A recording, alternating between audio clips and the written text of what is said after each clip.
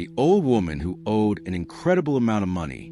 Once upon a time, there was an old woman named Dona Catalina. She was a small woman with a hunchback. Her late husband, Don Pasquale, had been her only human companion in this world. But now, all she had left were her cane, her memories, and a handful of loyal animals. An old and cunning dog named Truco, an agile cat with dark fur named Manis, a strong and stubborn donkey named Remiendo, an imposing bull named Bramido, and a butcher with a harder head than a stone named Cuerno.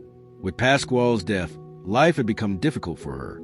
She no longer had the strength to work the land, and food was scarce. She spent her days sitting at the door of her house, looking at the horizon with an empty stomach and a heavy heart. One afternoon, Catalina remembered something important. There was a pending debt. Her husband, before he died, had worked hard to pay a rich and greedy man who lived 3 kilometers away. That man, named Don Ezekiel, had lent him money on the condition that if he did not return it in 5 years, Catalina's lands would become his. But Pasquale had managed to pay up to the last penny within the term. And yet, Ezekiel never returned the property papers. Deceit and injustice made Pasquale sick. They took him to the grave. And now Catalina, tired of life and with little to lose, made a decision. "I will not die without fighting," she said in a low voice, as if she were talking to her husband in heaven. "I will go to collect that debt." She grabbed her old cane and got up with effort, feeling the weight of the years on her bones. But before taking her first step, an unexpected voice stopped her. "Where are you going, Mother?" Catalina looked around, scared. There was no one. "Down here, Mother." The old woman looked down and found the yellow and bright eyes of her cat, Manis. "Holy sky!" Catalina exclaimed. "Since when do cats talk?" "Since always, Mother," replied Manis, licking a paw with indifferent air. "But that does not matter now. Where are you going?" "I'm going to collect what they owe me," she replied to an unbeliever. "But I will go alone." "You are wrong, Mother. You should not go alone. I will accompany you." "And how could you help me? A simple cat." Manis jumped agilely on the trunk of a tree and then fell gracefully next to the old woman. "I am fast, silent, and I have sharp claws. No one will be able to catch you if I am with you." Catalina smiled for the first time in days and caressed the cat. "It's okay, son. Come with me." She took another step, and another voice stopped her. "Where are you going, Mother?" It was Truco, the old dog, but still strong. "We're going to collect a debt." "Truco, but do not worry. Stay and take care of the house." "No, Mother. I will not allow you to go without protection. Did you forget my smell and my fangs?" Catalina sighed. "You are right. Son, come with us." They followed their path, but before crossing the wooden gate of the farm, a third voice interrupted them. "Where are you going without me?" It was Remiendo, the old woman's donkey, who looked at them with his big, curious eyes. "Do not worry, son. This is none of your business," said Catalina. "Of course, Mother. My back is strong, and my legs can knock down anyone who tries to hurt you. Besides, wouldn't you like to rest a little?" Catalina was thoughtful. Her feet already felt the effort of the road. "It's okay, son. Help me up." The donkey crouched and, with the help of the dog and the cat, the old woman managed to get on. The group moved on, but from a nearby meadow, a deep roar resounded in the air. "Are they going without me?" It was Bramido, the strongest and most feared bull in the region. "Where are we going, Mother?" "To collect a debt, son." The bull stomped the ground hard. "Then they must take me. My horns will make those who dare to face us tremble." Catalina smiled. "Very well. Son, come with us." When the group was about to leave the forest, a last voice resounded. 6 are better than 5. It was Horn, the old woman's butcher. "And what could you help, boy?" Catalina asked, amused. The butcher raised his head, proud. "I have the hardest head on the rock. Any obstacle that gets in our way, I will knock it down without hesitation." The old woman sighed, moved. "My children, I thought I was alone in this world, but I see that I still have family. Let's go together." The 6 walked like a determined army. Truco in front, sniffing the danger. Bramido protecting the sides. Remiendo taking Catalina firmly. and Manus and Horn closing the march. After several hours of walking, they finally arrived at Don Ezekiel's farm. The workers of the farm, seeing the old woman and her peculiar sequitur, ran to warn the boss. "Sir, the widow has come to claim the debt." Don Ezekiel, who was drinking quietly in his large stone patio, smiled with contempt. "Do not let her pass." One of his men ran to close the huge wooden door that was right in Catalina's face.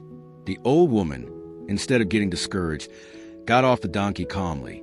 He stood up with his staff and said in a firm voice, "Let's see, Bull, show me what you know." Bramido puffed, scratched the ground with his legs and palm. He covered the door with all his strength. The wood cracked and the entrance was destroyed. The workers shouted alarmed. "Boil water and throw it on that old woman." One of them, a skinny and scandalous man, ran with a pot of boiling water in his hands. But Catalina, at the speed of a woman who has lived a lot, but has not forgotten how to defend herself, threw her staff with precision. "Payaf!" The man stumbled and the boiling water fell on him, leaving him naked and screaming in pain. The others looked horrified, not knowing what to do. Catalina was not going to back down. Neither were her animals. And this was just the beginning. The cry of the man who had burned himself with boiling water echoed throughout the farm. The workers, who had seen how the old woman and her animals had destroyed the door and defeated the first attacker, began to retreat in fear. But Mr. Ezekiel, that old greedy man, was not one who was easily intimidated. From his stone balcony, he watched the scene with a frown. "Lock her in the henhouse."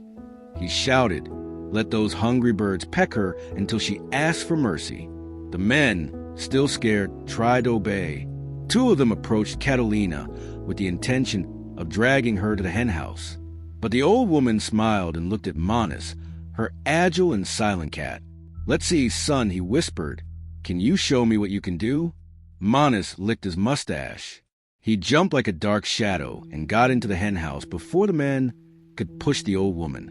In a blink of an eye, the cat caught the most aggressive chickens, scratching some, biting others and causing total chaos. The birds were flying everywhere, pooping desperately. Manus, proud, even caught the fattest one and went with her to a corner, meowing with satisfaction. The workers were speechless. "Lock her with the goats. They will trample her," ordered Mr. Ezekiel. But before they could even touch Catalina Trucco, the faithful dog threw itself with ferocity. Its fangs sank into the air with precision, and the goats, seeing such an attack, ran out as if they had seen the devil in person, knocking down fences and breaking everything in its path. The men of the henhouse were already sweating cold. "Take her to the corral of the oxen," shouted another of the workers. But before they could put a finger on her, Bramido, the strongest bull in the region, stood in front of them like a living wall. "Calm down, mother. This is bread eaten," bragged in a deep voice. And then, without hesitation, he gave a couple of such brutal slaps that the oxen ran out terrified, breaking the fences and fleeing as if a hurricane was chasing them. The whole town, which had come to see the uproar, could not believe what they saw. A simple old woman, accompanied by her faithful army of animals, was kneeling to a man who had ruled with fear and cheating for years. Don Ezekiel began to get pale. This can't be. Catch her. But his own men no longer wanted to continue obeying him. One of them dared to speak. "Sir, this old woman will not die here.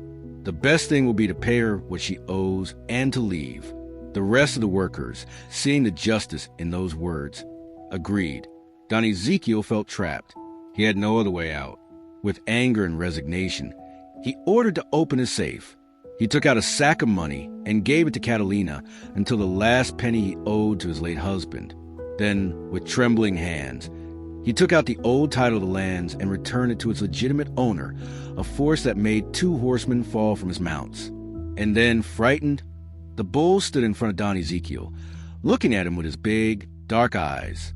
The carnivorous horn was placed behind. Don Ezekiel, feeling the cold sweat on his neck, knew he was trapped. "Don't hurt me," he pleaded with a trembling voice. "Old woman, forgive me. I will leave the village, and I will leave you everything I have." Catalina watched him in silence. She could see him trembling with his broken pride. Then, with the same wisdom as always, She said calmly, "Let him go." The animals moved away. Don Ezekiel did not think twice. He ran to his house, picked up some belongings, and left the village forever, without daring to look back. The village burst into laughter. The inhabitants, who had suffered for years the tyranny of Levero, ran to surround Catalina. "Mother Catalina, you have set us free. Now you are the new owner of these lands." They wanted to proclaim her as the new queen of the village. But the old woman, with the wisdom of the years, refused with her head. "I don't need wealth, my children," she said sweetly. "The lands must return to those who have always worked in them." And so, Catalina returned to usurped lands and distributed the wealth among the people of the village. When she finished her task, she returned to her home in the forest, accompanied by her loyal army of 5 friends. They never spoke again, but her loyalty never disappeared. And so, Catalina lived her last years in peace, with the respect and love of a whole village that never forgot its history.